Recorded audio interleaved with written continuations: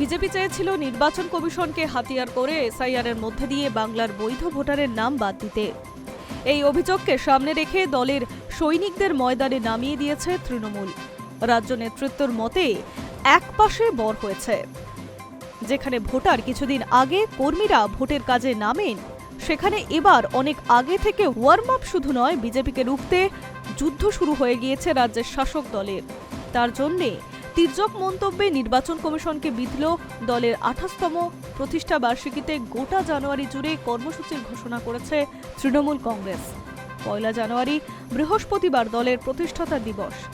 এই উপলক্ষে সকাল 9:30টায় প্রথমে কালীঘাটে, 10টায় দলের সদর দপ্তর বাইপাস সংলগ্ন তৃণমূল ভবনের জাতীয় পতাকা ও দলীয় পতাকা তুলে শ্রদ্ধা জানিয়েছে। প্রতিষ্ঠা দিবসের কর্মসূচি শুরু করলেন রাজ্য সভাপতি সুব্রত বক্সী।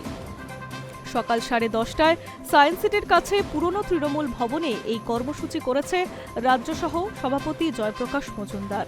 এসআইআর তো বটেই, নতুন বছরে তৃণমূলের হাতিয়ার মমতা বন্দ্যোপাধ্যায়ের উন্নয়নের 15 বছরের খতিয়ান, যাকে উন্নয়নের পাঁচালী নাম দিয়ে ইতিমধ্যেই প্রচারে নেমে পড়েছে শাসক দল। জানুয়ারির মাসব্যাপী ব্লক ও অঞ্চল স্তরে চলবে এই নিয়ে প্রচার। এই দুটি ইস্যুতেই বিজেপির বিরুদ্ধে ভোটার মূল অস্ত্র তৃণমূলের। এছাড়া বাংলার মনীষীদের বারবার ভুল নামে ডাকা, বিকৃত উচ্চারণে সম্বোধন করা, তাঁদের বারবার অপমান করছে বিজেপি, এমনটাই দাবি করছে তৃণমূল।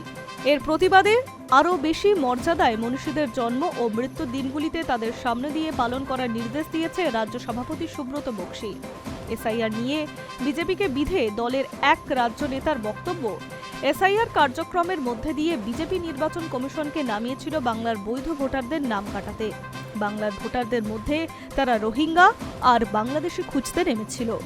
তাতে তারাই মুখ থুবড়ে পড়েছে। উল্টে পরোক্ষভাবে হলেও তৃণমূল কংগ্রেসকে সাহায্য করেছে, তাদের কর্মীদের এক জায়গায় এনে মাঠে ময়দানে নামিয়ে দিয়েছে নির্বাচনের আগেই। এসআইআর নিয়ে প্রতিবাদ কর্মসূচির পাশাপাশি গান্ধীজি, নেতাজি, বিবেকানন্দ, বি.আর. আম্বেদকর সহ বাংলা ও দেশের মনীষীদের সম্মান জানানোর কথা হয়েছে।